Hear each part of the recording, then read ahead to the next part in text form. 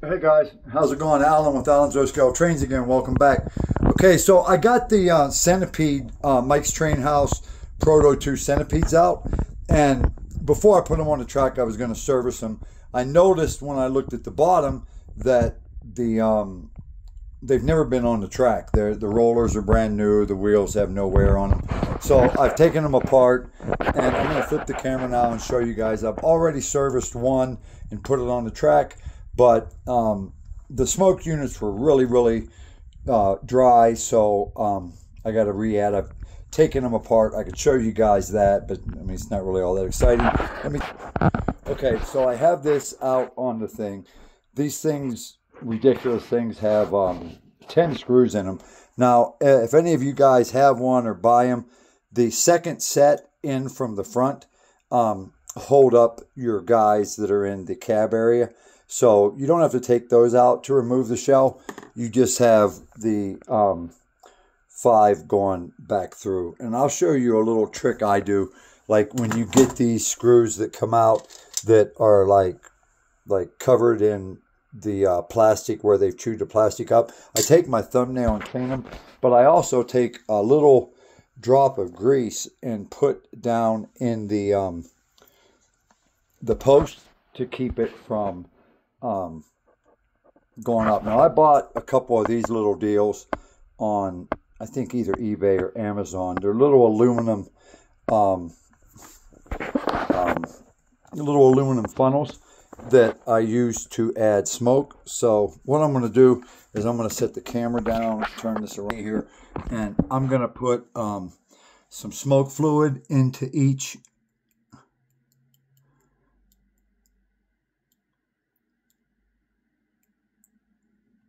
Okay, that's pretty good.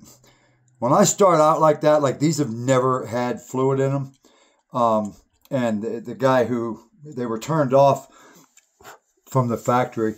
When we turn it over and I service the wheels, which is a million of them, I'll show you guys what I mean, that it's never been run, never been on the track.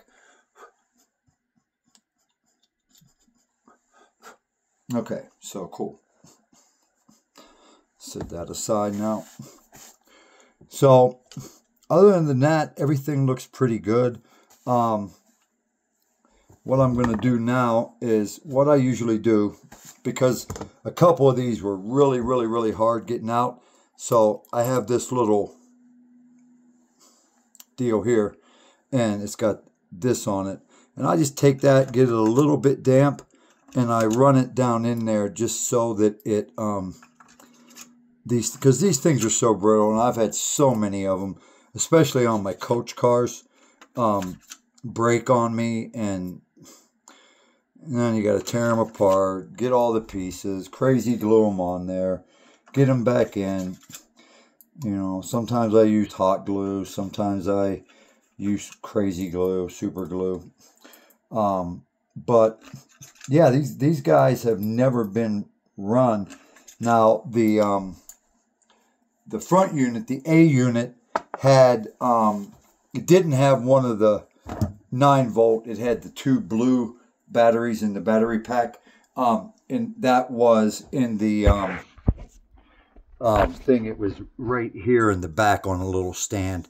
And then there was a it plugged into the proto board right here. There was a little deal here for it to plug into the board. So okay, so now I got the smoke units pretty well. Put about between 20 and 25 drops of smoke fluid in each one. They were probably been setting for a really long time. So by the time I get this thing serviced and ready to go, then we should be good to go. I am going to throw little Q-tips in the top of my smoke holes just so I don't get it all over the place in case it decides to run. And then we'll turn this bad boy over. And then if you guys can see here, let me come around here and show you guys. Hopefully you guys will be able to see, but like no wear at all. Like these guys have never been on the track. There's no wear on the wheels, no wear on the pickups, nothing. So let's go through and we'll lubricate all of the wheels. I'm going to give that smoke fluid like a good 15 minutes to really soak into that wick before I put it on the track and we fire it up and see what's going on there. But I always hit the rollers too, give them a little taste because they... All right. And then, like, I mean, this is a centipede, so this is kind of a ridiculous amount of lubricating. I do the wheels, and then I do every gear too. I try to hit every gear, every wheel, going back through. And you know, a lot of them are too tight like that. Just get it in there, and it'll work itself in once it starts going.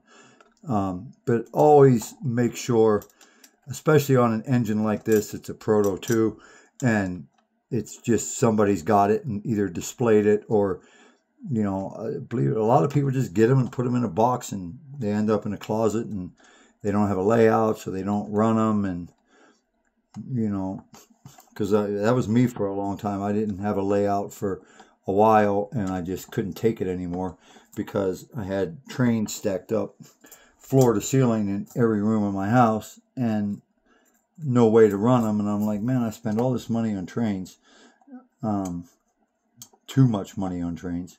Probably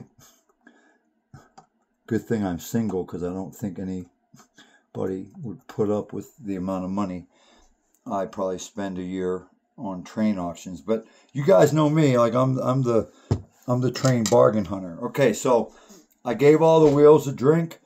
I got the holes done, and then on these screws that are like, you know, like here's a good example. Some of them were like all the way. I don't know if you guys can see that. My lighting in here is just super bad, but let me see here. See that?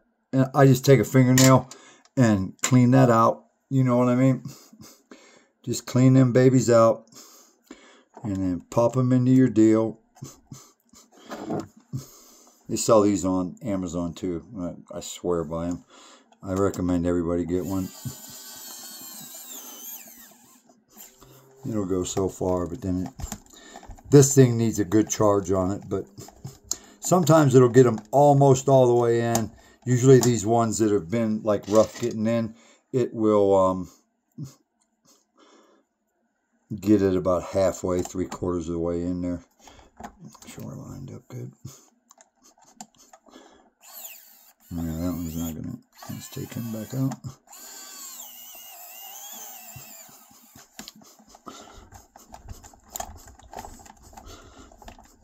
Have to charge this baby up tonight. All right, took the big 390 standard gauge I had apart today and did some.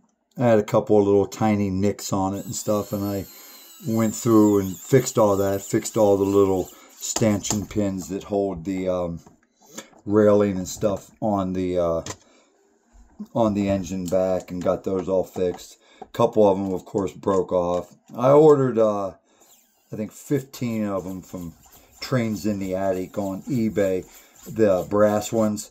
But for the time being, I just put those on, and then on the inside of the engine shell, I took my little trusty portable rechargeable heat gun, and once I got the pin in there, the stanchion where I wanted it, then I just put a little dab of hot glue in there to hold it in place, and it works fine. If you ever break those deals, and just take you a little dab of hot glue like that, and it'll hold it just like it has both tabs on it. Like, it's fine. It works. It probably works better than those stupid little clips that, I don't know why they made those things so fragile that you basically take them off once and it's guaranteed to break. So this one's about the same as the other one. The one side goes in a lot easier than the other side, and I don't know why that is on this, but same with the A unit that I did. One side was, okay. One side went in like really, really difficult. One side went in like really, really easy. So, all right, guys. So basically, that's what I do, like on a new engine like this one that I just bought at an auction, and have never run it. Before I ever set anything on a track, I take it apart. I check all my connections, check my motors, make sure everything's turning freely. Check the battery, of course. If you have a Proto 2 engine, always check the battery, because believe it or not, I have gotten some that have those just god-awful white batteries in them. And yeah, take those out. I mean, throw a Duracell in there, throw a